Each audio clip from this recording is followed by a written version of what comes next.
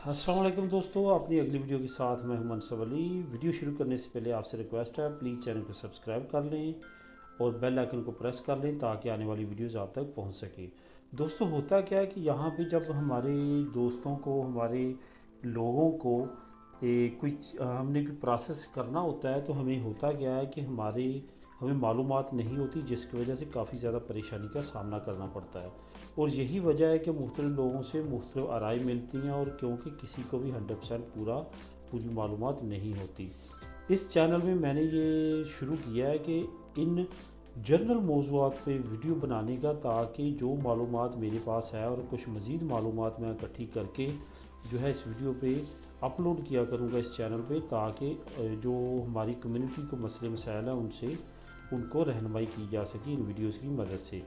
इस वजह से आपने इस चैनल को सब्सक्राइब कर लेना और ज़्यादा से ज़्यादा दोस्तों के साथ शेयर करना, ताकि ज़्यादा से ज़्यादा लोगों को इससे फ़ायदा मिले।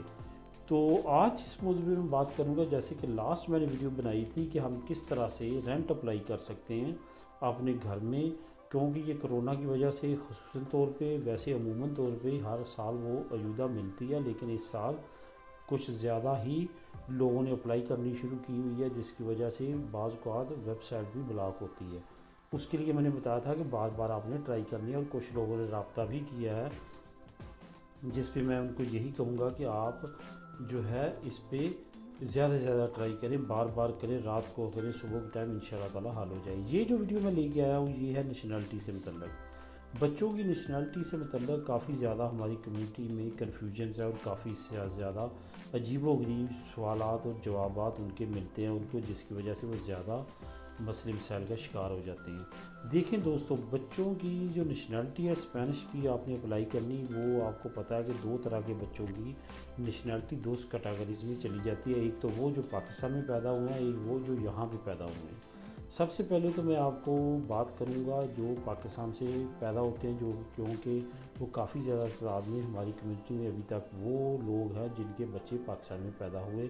उसकी वजह ये कि पाकिस्तान में अभी फ़र्स्ट जनरेशन, स्पेन में पाकिस्तानी फ़र्स्ट जनरेशन है, जिसकी ज़्यादातर फैमिलीज़ पाकिस्तान से आई हैं।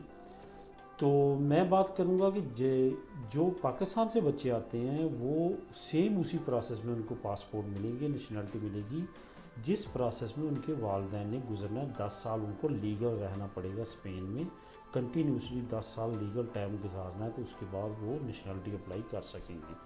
अब बात आती है जो यहाँ भी पैदा होते हैं उनका क्या प्रोसेस है। जहाँ भी जो पैदा होते हैं उनके बारे में लोग काफ़ी ज़्यादा कन्फ्यूजन का शिकार है। वो ये है, जब आपके बच्चे यहाँ पे पैदा हो जाते हैं, तो आपको 1 साल बाद आप उनकी नेशनलिटी अप्लाई कर सकते हैं। कौन से 1 साल के बाद? फॉर एग्ज़ाम्पल, आपका बच्चा अभी पैदा हुआ है, 2-3 महीने तो आपको लग जाएंगे उसके पाकिस्तानी डॉक्यूमेंट्स बनवाते, उसका पासपोर्ट बनवाते, उसका आईडी कार्ड बनवाते, ये सारा पाकिस्तानी डॉक्यूमेंटेशन करते हुए।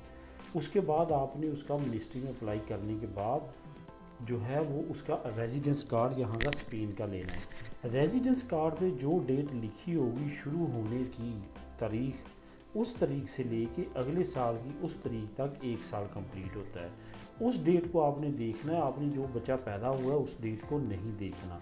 जिस डेट को आपको रेजिडेंस कार्ड आपके बच्चे को मिलता है, उसके 1 साल बाद आप नेशनलिटी अप्लाई कर सकते हैं।